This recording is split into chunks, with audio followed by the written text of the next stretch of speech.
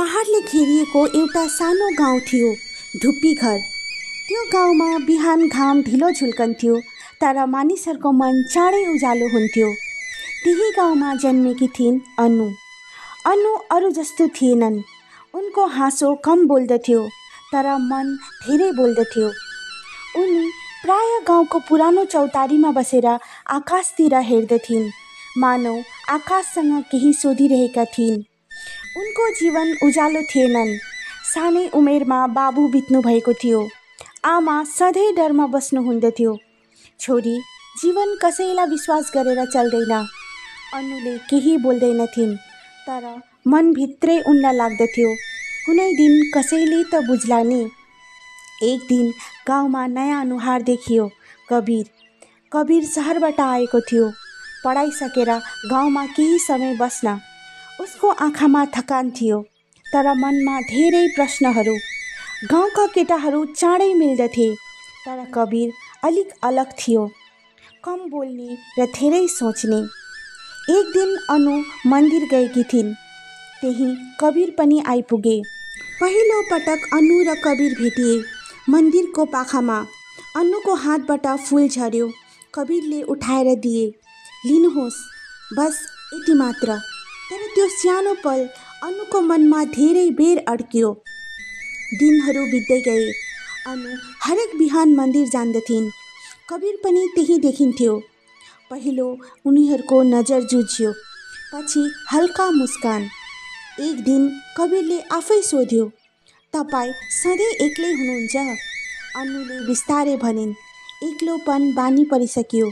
त्यो उत्तरले कबीरलाई छोयो। त्यस दिनदेखि उनीहरू बोल्न थाले। पहिला सामान्य कुरा हुन्थ्यो, गाउँ, मौसम, पहाडका कुराहरू। पछि गहिरा कुरा, घर, सपना, अधुरो भविष्यको कुराहरू हुन थाले। कबीरले भन्दथ्यो, म सहरमा हुँदा भिडमा एक्लै हराएको जस्तो महसुस गर्थेँ। अनुले पहिलो पटक भनिन्, म गाउँमै भएर पनि एक्लो महसुस गर्छु। त्यो दिन दुई एक्लोपनले एक अर्कालाई छोए।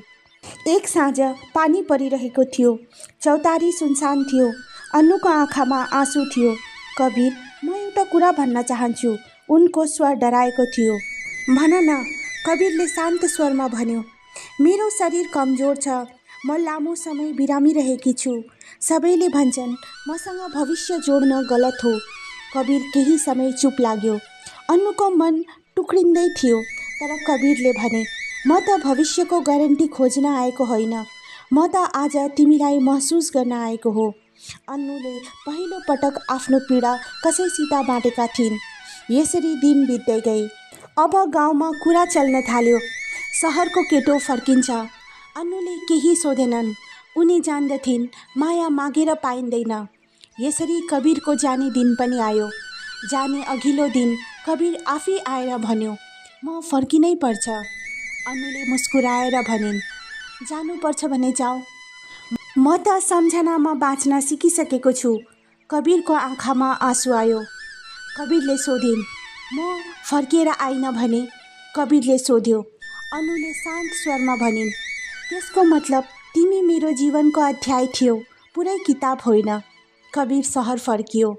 महिना बिते। अनु अझै पनि त्यो चौतारीमा जान्थिन्, तर अब उनी लेख्न थालेकी थिइन् आफ्नो कथा। एक दिन गाउँमा हल्ला फैलियो। कबीर फर्कियो। अनुले विश्वास गर्न डराइन्। साँझ ढल्दै थियो। धुप्पी घरको चौतारीमा आज असाध्यै शान्ति थियो।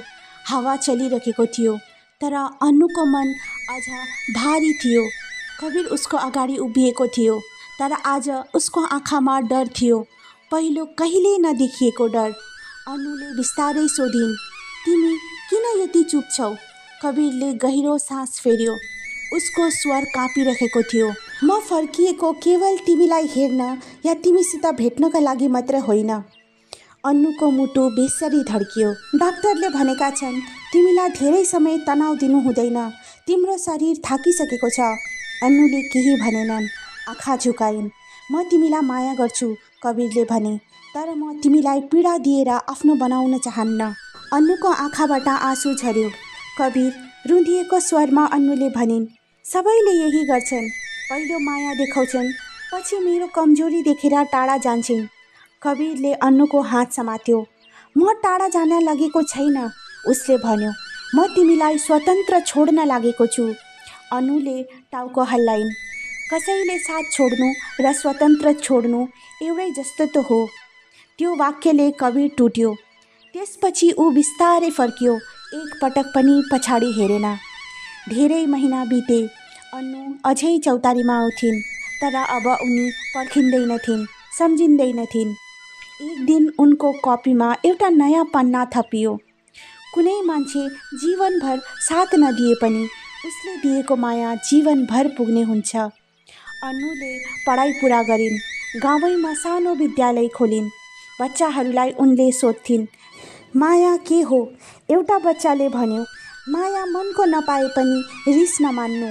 अन्नुको आँखा रसाए। त साथीहरू, आजको कथा यति नै। फेरि भेटौँला अर्को नयाँ कथासित अर्को भिडियोमा। आजको लागि यति नै। धन्यवाद।